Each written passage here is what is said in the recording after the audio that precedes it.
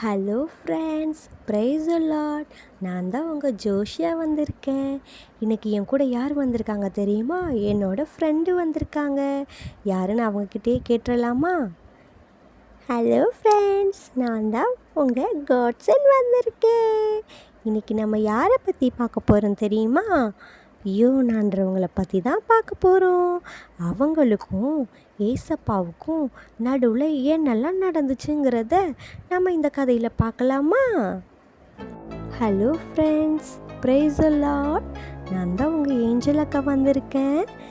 இப்போ நம்ம யாரை பற்றி பார்க்க போகிறது தெரியுமா? யோனாவை பற்றி தான் பார்க்க போகிறோம். யோனா வந்துட்டு ஏசப்பாவுக்கு ரொம்ப பயந்த ஒரு மனுஷனாக இருந்தாங்க. ஆனால் ஏசப்பா யோனா கிட்ட என்ன சொல்கிறாங்க தெரியுமா?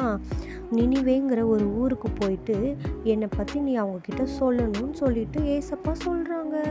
உடனே யோனா என்ன பண்ணுறாங்க தெரியுமா? ஏசப்பாவுக்கு கீழ்ப்படியாமல் ஓடி போயிடுறாங்க. எங்கே தெரியுமா போகிறாங்க? கப்பலில் தர்சீசு அப்படிங்கிற ஒரு ஊருக்கு தப்பிச்சு போகிறதுக்கு முயற்சி பண்ணிகிட்ருக்காங்க. ஆனால் ஏசப்பா என்ன பண்ணாங்க தெரியுமா? யோனா கப்பலில் போயிட்டே இருக்கும்போது பயங்கர காற்றை வர பண்ணாங்க. ஒரு சரியான கொந்தளிப்பை வர பண்ணாங்க. கப்பல் உடையிற அளவுக்கு பயங்கர காற்று வீசிச்சா. அப்போ கப்பலில் இருக்க எல்லாருமே ரொம்ப பயந்துட்டு இருந்தாங்க. அப்போது யோனா என்ன பண்ணார் தெரியுமா? தனியாக ஒரு அறையில் போயிட்டு படுத்து நித்திரை பண்ணிட்டு இருந்தாங்க. ஆனால் கப்பலில் இருக்க எல்லாருமே ரொம்ப பயந்து கத்திட்டு இருக்கும்போது அங்கே இருக்கவங்களாம் யோனா கிட்ட போய் என்ன கேட்டாங்க தெரியுமா? இங்கே இவ்வளோ பிரச்சனை நடந்துட்டுருக்கே, நீங்கள் மட்டும் எப்படி இப்படி தூங்கிட்டு இருக்கிறீங்க அப்படின்னு சொல்லிட்டு கேட்குறாங்க. இது பிரச்சனை யாருனால வந்துச்சு அப்படின்னு கேட்டாங்க. யாருமே எதுவுமே சொல்லலை. அப்போ அங்கே இருந்தவங்களாம் என்ன தெரியுமா பண்ணாங்க? எல்லாருடைய பேரையும் எழுதி ஒரு சீட்டில் குலுக்கி போடலாம். குலுக்கி போட்டதும் யார் பேர் வருதோ அவங்கனால தான் இந்த பெருங்காற்றும் கொந்தளிப்பும் வந்துச்சு அப்படிங்கிறத கண்டுபிடிச்சிடலான்னு சொல்லிட்டு சொல்கிறாங்க. சீட்டு குலுக்கி போட்டதும் யார் பேர் விழுந்தது தெரியுமா? யோனா மேலே தான் விழுந்தது. யோனா கிட்ட போயிட்டு எல்லாரும் என்ன தெரியுமா கேட்டாங்க? ஏன் இப்படி ஆச்சு, என்ன பண்ணீங்க நீங்கள் அப்படின்னு யோனா கிட்ட எல்லாரும் போய் கேட்குறாங்க. யோனா என்ன சொல்கிறாங்க தெரியுமா? நான் ஏசப்பாவுக்கு கீழ்ப்படியாமல் வந்துட்டேன், அதனால தான் இப்படி பலத்த காற்று கொந்தளிப்பு நடக்குது, ஐயோ என்ன பண்ணுறது அப்படின்னு சொல்லிட்டு பேசிகிட்டு இருக்காங்களாம்மா.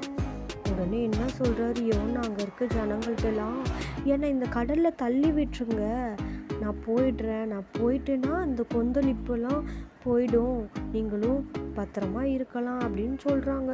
உடனே கப்பலில் இருக்கவங்கலாம் காடுகிட்ட என்ன பண்ணுறாங்க? ப்ரே பண்ணுறாங்க. நாங்கள் எந்த பாவமுமே பண்ணலையே, எங்களுக்கு ஏன் இப்படி ஒரு நிலமா அப்படின்னு சொல்லிட்டு கேட்குறாங்க. உடனே என்ன பண்ணுறாங்க? யோனாவை பிடிச்சி கடலுக்குள்ளே தள்ளுறதுக்கு முன்னாடி ஏசப்பா ஒரு மீனை ஆயத்தப்படுத்தி வச்சுருந்தாரு. எப்படி தெரியுமா? யோனாவை அந்த கப்பலில் இருக்கவங்கள கடலில் தள்ளுறதுக்குள்ள அந்த மீன் யோனாவை முழுங்கிடுது. முழுங்கினது யோனா என்ன பண்ணியிருப்பாரு? வயிற்றுக்குள்ளே போயிருப்பாருல்ல, அவர் பயந்துட்டாரு. ஐயோ மீன் என்ன சாப்பிட்ருமே அப்படின்னு சொல்லிட்டு. ஆனால் யோனாவை மீன் சாப்பிட்டுச்சுன்னு நீங்கள் நினைக்கிறீங்களா? இல்லவே இல்லை. யோனாவை மீன் சாப்பிடவே இல்லை. யோனா என்ன பண்ணார் தெரியுமா? வயிற்றில் போயிட்டு ஜெபம் பண்ணாங்க ஏசப்பா கிட்ட. என்ன ஜெபம் பண்ணியிருப்பாங்க தெரியுமா? என் நெருக்கத்திலே நான் கர்த்தரை நோக்கி கூப்பிட்டேன், அவர் எனக்கு உத்தரவு அருளினார், நான் பாதாளத்தின் வயிற்றிலிருந்து கூக்குரலிட்டேன், நீர் என் சத்தத்தை கேட்டீர். இந்த வசனம் என்ன சொல்லுது தெரியுமா? இந்த வசனம் என்ன சொல்லுது தெரியுமா? நம்ம என்னதான் கடவுளுக்கு கீழ்ப்படியாமல் இருந்தாலும் ஏசப்பா சொல்கிறாங்க, நான் உன்னை எங்கே இருந்தாலும் வந்து உன்னை நான் காப்பாற்றுவேன், நீ எவ்வளோ நெருக்கத்தில் இருந்தாலும் நான் உனக்கு உதவி செய்கிறேன்னு ஏசப்பா சொல்கிறாங்க. இந்த கதை உங்களுக்கு பிடிச்சிருந்தா லைக் பண்ணுங்கள், ஷேர் பண்ணுங்கள், கமெண்ட் பண்ணுங்கள் அண்ட் சப்ஸ்கிரைப் பண்ணுங்கள். தேங்க்யூ. இந்த கதையோட அடுத்த பாகத்தை அடுத்த வீடியோவில் பார்த்துடலாமா?